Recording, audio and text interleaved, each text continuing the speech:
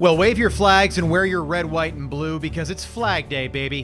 While June 14th, 1777 was the day that Congress passed a resolution on exactly what the American flag should be, we didn't celebrate it until 1916. That's when President Woodrow Wilson formally declared June 14th as Flag Day. But he kind of got the idea from someone else. Bernard Sigrand, a small-town teacher from Wisconsin, is the real man behind Flag Day. He thought of the idea back in 1885, the same year his school became the first to celebrate it. Our flag has tried a lot of different looks over the years, starting with the original one, created by Betsy Ross. Fun fact, there's actually zero proof that Ross had anything to do with the first flag. In reality, no one even knew who she was until her grandson held a press conference in 1870 to tell America her story. Oh, and did you know that our current flag was designed by a 17-year-old? That's right. Right around the time Alaska became part of the United States, Ohio high schooler Bob Heft designed his own flag with 50 stars for a class project, explaining that he thought Hawaii would become the 50th state very soon. Heft sent that flag to his congressman, who gave it to President Eisenhower after both states joined the Union. And when Eisenhower unveiled Heft's design as the new flag on July 4th, 1960, Heft's teacher changed his grade from a B- to an A. Can you believe he got a B-? Happy Flag Day, everyone. It's the biggest and possibly best of its kind in the country. Today, Appleton hosted their 69th annual Flag Day Parade. Local 5's Justin Razavi takes us to the patriotic event in downtown Appleton. There were over 100 units in the 2019 Appleton Flag Day Parade, and about 75,000 people came out for the annual community and family event. Appleton might only be the country's 400 and something biggest city, but when it comes to Flag Day parades, it's #1. This is an honor and a privilege for us veterans to be in this parade. It is the largest in the country. It means a lot to all Americans to have parades like this to honor our flag. This year's parade included marching bands, patriotic floats, military vehicles, a patriotic dog, and of course, thousands of flags. As usual, the parade's grand marshal was the American flag itself, but different this year, a new parade committee chairman.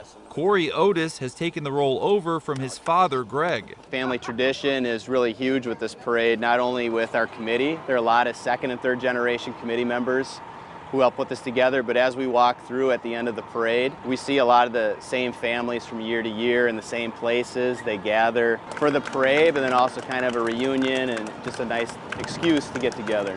And if the tens of thousands who turned out this year are any indication, 69 years in, Appleton's Flag Day Parade is still going strong. I just enjoy it all. It's a wonderful day, beautiful weather. It's just such a fun day. I think this is great for Appleton to put on this wonderful Flag Day Parade every year. Reporting in Appleton, Justin Razavi, Local 5 News. And the winners of the parade have been announced. The Mayor's Trophy went to the City of Appleton. The Kaufman Award goes to the Menasha Veteran Honor Guard. North Shore took the Patriot Award, and the Appleton Evening Lions Club received the Bud Otis Award. Formed 55 years ago, the Appleton... And since 1989, Local 5 has been the exclusive television broadcast partner for the Appleton Flag Day Parade. Prior to the parade, Local 5 workers spent the morning setting up to tape the entire event. The broadcast was hosted by Local 5 evening anchors Tom Zalaski and Aaron Davison. It's an honor to do this parade. It's an honor for our television station to give us the privilege of being the so-called face of the parade. And if you'd like to watch the Flag Day Parade in its entirety, Local 5's broadcast of it will air right after this newscast. The first flag of the United States was adopted in 1777 out of the colors red, white, and blue. The new country had just declared its independence from Britain and was made of 13 new states that used to be British colonies. So they decided to put 13 red and white stripes on the flag. And in this blue area of the flag, called the canton, they placed one white star for each of the 13 states in the Union: Delaware, Pennsylvania, New Jersey, Georgia, Connecticut, Massachusetts, Maryland, South Carolina, New Hampshire, Virginia, New York, North Carolina, and Rhode Island. So this was the first United States flag, with 13 stripes and 13 stars. Eventually, 2 more states were added to the U.S., so they added 2 more stripes, and of course 2 more stars for Vermont and Kentucky. 15 stripes and 15 stars. But then, soon enough, there were 5 new states.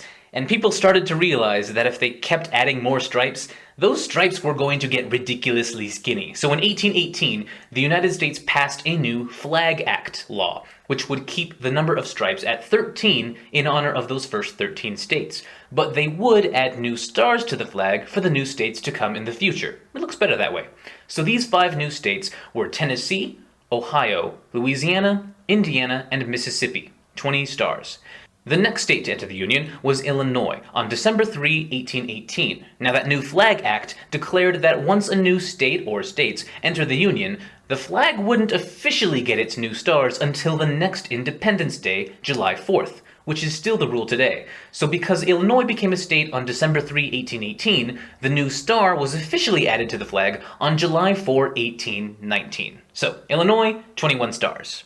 Now, by the next July 4th, 2 new states had joined the Union, Alabama and Maine, which actually split off from Massachusetts, so let's just put that one back. So yeah, Alabama and Maine joined in the same 1-year period. So because of the Flag Act's July 4 rule, the flag jumped from 21 stars straight to 23 stars in 1820. And now it gets a little boring for a bit. Missouri, 24 stars. Arkansas, 25 stars. Michigan, 26 stars. Florida, 27 stars. Texas, 28 stars. Iowa, 29 stars. Just keep stealing that land. Wisconsin, 30 stars. California, 31 stars. Kill some more people. Minnesota, 32 stars. Oregon, 33 stars. Kansas, 34 stars. And now we're in the Civil War. Of course, the United States kept all the stars, even for those states that were trying to leave the Union. But during the war, a bunch of the western counties of Virginia wanted to stay part of the USA. So in 1863, Congress let them split from Virginia and become the brand new state of West Virginia. And now the flag had 35 stars. Later on, Nevada became a state, 36 stars. Nebraska, 37 stars. Colorado, 38 stars. Then in 1889 and 1890, between 2 July 4s, there were 5 new states: North Dakota, South Dakota, Montana, Washington, and Idaho. So from 38 stars, the flag jumped straight to 43 stars. Then with Wyoming, we got 44 stars. Utah, 45 stars. Oklahoma, 46 stars. Then in 1912, there were 2 new states, New Mexico and Arizona, 48 stars. This was also the first time that a specific star pattern was made official by the US government. Before this, people were just making up lots of different star arrangements this whole time. Anyway, the number of stars stayed at 48 for quite a while until 1959 when Alaska became a state, giving the flag 49 stars. And later that summer, Hawaii became the 50th state, giving us that 50-star flag that we still have today. And that is the evolution of the United States flag so far. Maybe there will be 51 stars on this thing someday. Who knows?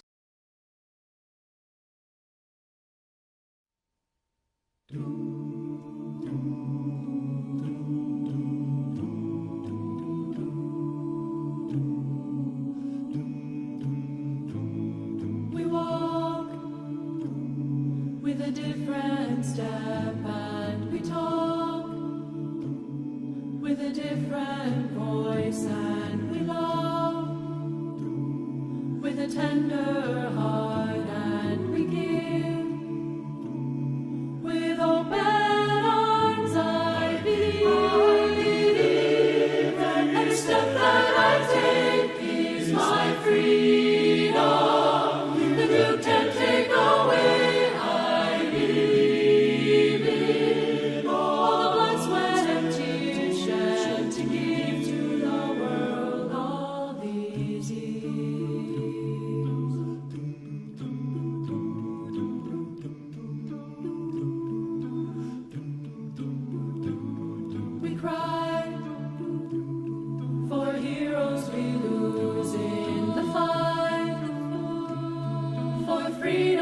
Choose